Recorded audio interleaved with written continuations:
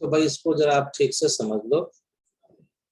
हम लोग अब डिस्कशन करने जा रहे हैं फर्स्ट ऑर्डर का रिएक्शन जो है गैस फेज का।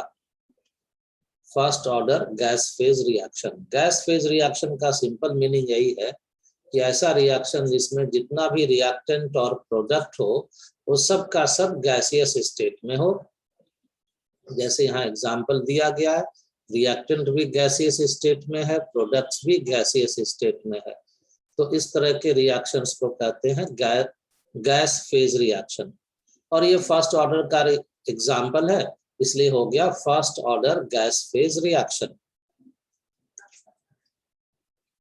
तो जब रिएक्शंस गैसियस स्टेट में हो रहा हो, रिएक्टेंट प्रोडक्ट सब का सब गैसियस स्टेट में हो, तो रिएक्टेंट्स के जो कॉन्सेंट्रेशन टर्म्स होता है, जो के लिए इक्वेशन में यूज हो रहा है 2.303 by T log initial concentration of reactant bye final concentration. तो ये जो कॉन्सेंट्रेशन टर्म्स है उसको रिप्लेस किया जा सकता है उसके पार्शियल प्रेशर से।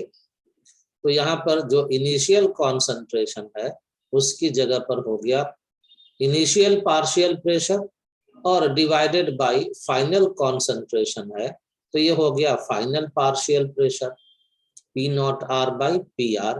P नॉट आर को पढ़ते हैं इनिशियल पार्शियल प्रेशर और पी आर को पढ़ते हैं final partial pressure of reactant. यानी कि जो के का इक्वेशन था वो इस तरह से थोड़ा सा चेंज हो गया।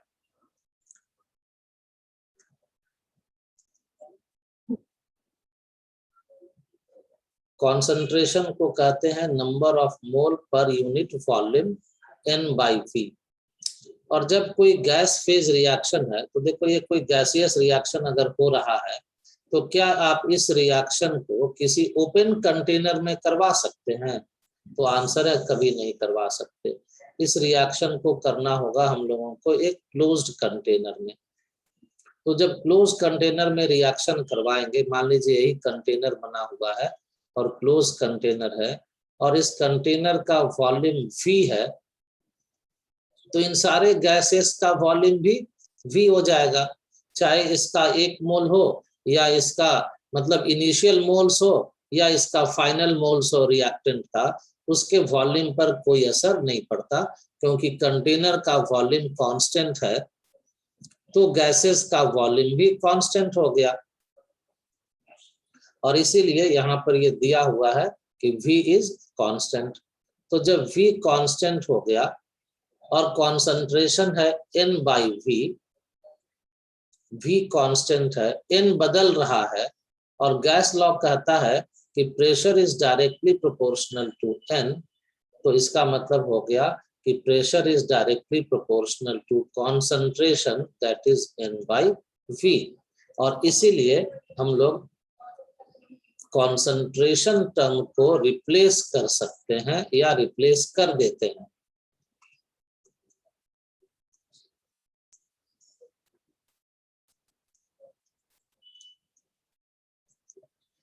Is replaced by pressure term. और जब प्रेशर टर्म से रिप्लेस कर दिए तो इक्वेशन हो गया K equal to 2.303 by T log initial pressure by final pressure.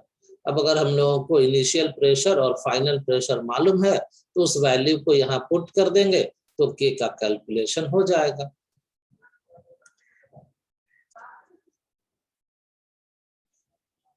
यहाँ पर एक रिएक्शन लिया गया है SO2Cl2 giving SO2 and Cl2 gas. अब ये रिएक्शन गैस फेज रिएक्शन है, तो मान लीजिए एक क्लोज कंटेनर में इस रिएक्शन को करवाया जा रहा है। तो यही है इसका क्लोज्ड कंटेनर।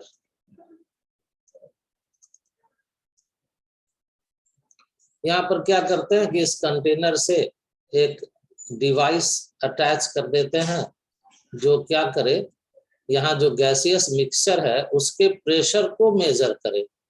इस प्रेशर को पीटी से डिनोट कर रहा है। और आपको मालूम ही होगा कि जब किसी कंटेनर में डिफरेंट एक से अधिक गैसेस हो तो ये जो मशीन है प्रेशर मेजर करने का मशीन, इस स्फैग्नोमैनोमीटर या बैरोमीटर जिसको कहते हैं, तो ये किसी एक गैस के प्रेशर को मेजर नहीं करता है, ये पूरे इस गैसियस मिक्सचर के प्रेशर को मेजर करता है। यानी कि ये वैल्यू जो टोटल प्रेशर यहाँ लिखा हुआ है एक्सपेरिमेंटल कंडीशन में, तो ये जो टोटल प्रेशर है ये सिर्फ SO2Cl2 का प्रेशर नहीं है, इस मिक्सचर में, इस कंटेनर में जितने गैसेस हैं सबका ये प्रेशर को मेजर करता है। तो यहाँ जो टोटल प्रेशर है this is pressure of gaseous mixture. और आपको दिया हुआ है कि फर्स्ट एक्सपेरिमेंट में टाइम इक्वल टू 0 है, टाइम को दिया ही हुआ है यहाँ पर, इसको टाइम को कर देते हैं 0 और टाइम मान लीजिए सेकंड में है और प्रेशर को मेजर किया गया है ATM।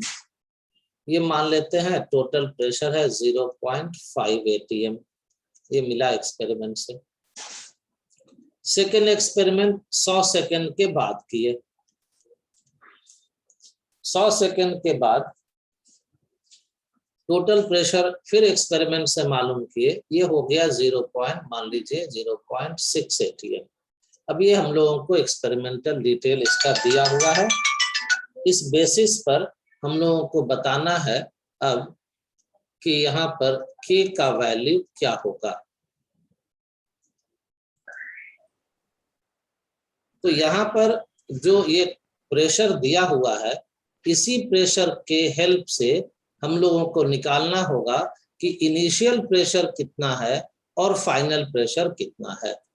इस वैल्यू को जो यहाँ पर दिया गया है 0.5 और 0.6, इसको हम लोग एज इट इज यहाँ पर रखें कि नहीं रखें, इसके लिए हम लोगों को थोड़ा सा काम करना होगा। और इसके लिए क्या करते हैं, एक बार फिर से हम रिएक्शन को लिख दे रहे हैं। SO2Cl2 से मिल रहा है SO2 एंड Cl2। तो अब क्या करो कि इसका इनिशियल प्रेशर लो और यहाँ पर लिख देते हैं राइट हैंड साइड में टोटल प्रेशर जो एक्सपेरिमेंट से मिला हुआ है। तो पहला टोटल प्रेशर जब इनिशियल है, टाइम 0 है, इनिशियल टाइम लिख देते हैं यहाँ, ठीक है, इनिशियल टाइम। और इस इनिशियल टाइम में जो टोटल प्रेशर है वो कितना दिया हुआ है, तो 0.5 दिया हुआ है। अब आप ये बताइए, इनिशियल का मतलब होता है कि रिएक्शन अभी शुरू हुआ नहीं है, तो क्या SO2 और Cl2 बनेगा, तो नहीं ना बनेगा। No sir. तो SO2Cl2 जब बना ही नहीं है, इसका नंबर ऑफ मोल्स 0 है, तो नंबर ऑफ मोल्स 0 है तो प्रेशर भी क्या होगा, 0 होगा। और SO2Cl2 का जो प्रेशर है उसको मान लेते हैं P0 SO2Cl2। तो आप कहिएगा ना कि SO2Cl2 का प्रेशर प्लस SO2 का प्रेशर प्लस Cl2 का प्रेशर मिलाकर कितना होना चाहिए, 0.5 होना चाहिए। तो हम लोग फर्स्ट एक्सपेरिमेंट के बेसिस पर लिख सकते हैं कि P0 SO2Cl2 plus 0 equal to 0.5। तो देयरफॉर अब इनिशियल प्रेशर तो मालूम हो गया, SO2Cl2 इक्वल टू 0.5 ATM। अब मान लेते हैं 100 सेकेंड हो गया। 100 सेकेंड होने के बाद SO2Cl2 का मोल्स घटेगा तो प्रेशर भी घटेगा। तो इसका प्रेशर मान लो कि X ATM कम हो गया, X ATM कम हो गया तो बचेगा कितना प्रेशर, तो P0 SO2Cl2 माइनस X। 1। और यही हो गया इसका फाइनल प्रेशर। और जो मोल्स है रिएक्शन का उस पर ध्यान दो कि SO2Cl2 के 1 मोल से SO2 का 1 मोल और Cl2 का भी 1 मोल बनता है। मतलब ये हुआ कि जितना मोल्स SO2Cl2 का रिएक्ट करता है उतना ही मोल्स SO2 का और Cl2 का भी बनता है। तो सबका नंबर ऑफ मोल्स रिएक्ट करने वाला और बनने वाला सेम है। तो जितना प्रेशर कम होगा SO2Cl2 का उतना ही प्रेशर बढ़ जाएगा SO2 का और उतना ही प्रेशर बढ़ जाएगा Cl2 का।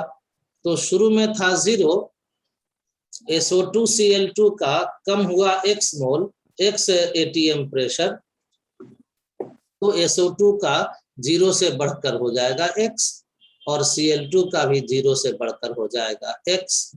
और इन सब का टोटल प्रेशर कितना दिया है तो ये दिया हुआ है 0.6 ATM। तो फिर हम लोग क्या ऐसा कह सकते हैं कि PSO2Cl2 plus x equal to कितना? बोलो, कह सकते ऐसा या नहीं कह सकते? यस। और अब PSO2Cl2 कितना है तो this is P0 SOCl2 minus x। तो इसकी जगह रख दो P0 SO2Cl2 माइनस x और जोड़ दो क्या क्या इसमें प्लस x इक्वल टू 0.6। अब माइनस x और प्लस x कैंसिल करो और P0 SO2Cl2 का वैल्यू रख दो। P0 SO2Cl2 कितना निकाल चुके हो? यहाँ देखो निकल चुका है 0.5। यहाँ भी इक्वेशन में लिख दे रहे हैं 0.5। तो ये वैल्यू को रखो 0.5। Minus x plus x cancel हो गया, बच गया प्लस x इक्वल टू 0.6। तो x का वैल्यू आ गया 0.1 आ गया ना? यस।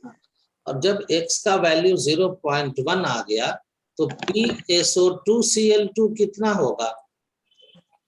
तो ये हो जाएगा P0 SO, देखो यहाँ लिखो, यहाँ देखो है ना, PSO2Cl2 है P0 SO2Cl2 माइनस x यानी कि 0.5 माइनस x का वैल्यू है 0.1। तो ये हो गया 0.4 ATM।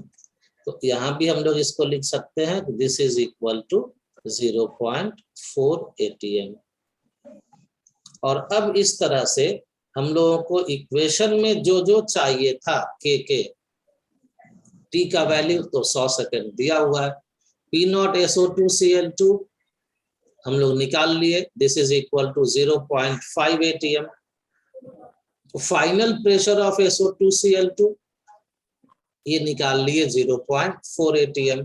अब इन सब वैल्यूज को यहाँ रख देंगे और K का वैल्यू का कैलकुलेशन हो जाएगा कि K equal to 2.303 by T log initial pressure of SO2Cl2 divided by final pressure of SO2Cl2। इसको निकाल चुके हैं 0.5 ATM, ये निकाल चुके हैं 0.4 ATM। ये दिया हुआ है क्वेश्चन में 100 सेकेंड। तो अब क्या करना है, सारे वैल्यूज को पुट कर देना है। सारे वैल्यूज को पुट कीजिए तो K equal to 2.303 by 100 second log 0.5 ATM divided by 0.4 ATM. ATM cancel, decimal cancel. So this will be 2.303 by 100 log 5 by 4 और सेकेंड आएगा ऊपर में तो हो जाएगा सेकेंड इनवर्स। अब log 5 का वैल्यू कितना होता है भाई? ये होता है 0.699, log 4 का वैल्यू 0.602 होता है। तो अब आप इसको log अप्लाई कीजिएगा तो हो जाएगा 2.303 डिवाइडेड बाई 100। log 5/4 को लिखते हो log 5 माइनस log 4, तो log 5 माइनस log 4 कर दीजिए तो कितना वैल्यू आ जाएगा 0.097। तो this will be equal to, अच्छा सेकेंड इनवर्स तो यहाँ लिखिएगा ही 2.303 into 10⁻⁻2 मल्टीप्लाइड बाई 0.097। इस वैल्यू को यहां से ले आइए और इसी को सॉल्व कर लीजिएगा, यही आपका आंसर हो जाएगा। यूनिट लिख दीजिएगा सेकंड इनवर्स। तो इस तरह से के का वैल्यू का कैलकुलेशन हो गया। एक बार पूरी बात फिर से समझ लो। पिछले पेज में आते हैं कि हम लोगों को क्वेश्चन में यही दिया होगा, ये जो एक्सपेरिमेंटल वैल्यूज है ये दिया हुआ होगा कि इनिशियल टाइम में टोटल प्रेशर कितना है और फाइनल टाइम में टोटल प्रेशर कितना है। इक्वेशन लिख करके, रिएक्शन का इक्वेशन लिख करके, मोल कॉन्सेप्ट अप्लाई करके हम लोग इनिशियल प्रेशर निकाल लेते हैं और फाइनल प्रेशर को भी निकाल लेते हैं। जो आपको क्वेश्चन में दिया हुआ है टोटल प्रेशर, सेम वैल्यू को पुट नहीं कर सकते क्योंकि वो गैसियस मिक्सचर का प्रेशर है। तो इसके बेसिस पर हम लोग इनिशियल और फाइनल प्रेशर को कैलकुलेट करते हैं। हाँ, इनिशियल टोटल प्रेशर जो है, इनिशियल टोटल प्रेशर जो है 0.5, वही हो जाएगा इनिशियल प्रेशर ऑफ SO2Cl2, क्योंकि इनिशियली SO2 और Cl2 का अमाउंट नहीं है तो उसका प्रेशर भी नहीं होगा। और फिर फाइनल प्रेशर इस तरह से कैलकुलेट कर लेते हैं, ये मानते हुए कि SO2Cl2 का x atm कम हो गया तो इसका प्रेशर हो गया 0.5 माइनस x। अब वो 0.5 माइनस x का वैल्यू यहाँ से निकाल लिए जब x का वैल्यू मालूम हो गया। और फिर सारा वैल्यू जब मालूम हो गया तो बस उसके बाद तो बहुत सिंपल काम है कि के इक्वेशन पर जो जो टर्म्स है वहां पर इन सारे वैल्यूज को पुट कर देना है। और इस तरह से first order gas phase reaction का के का वैल्यू का कैलकुलेशन हो जाता है।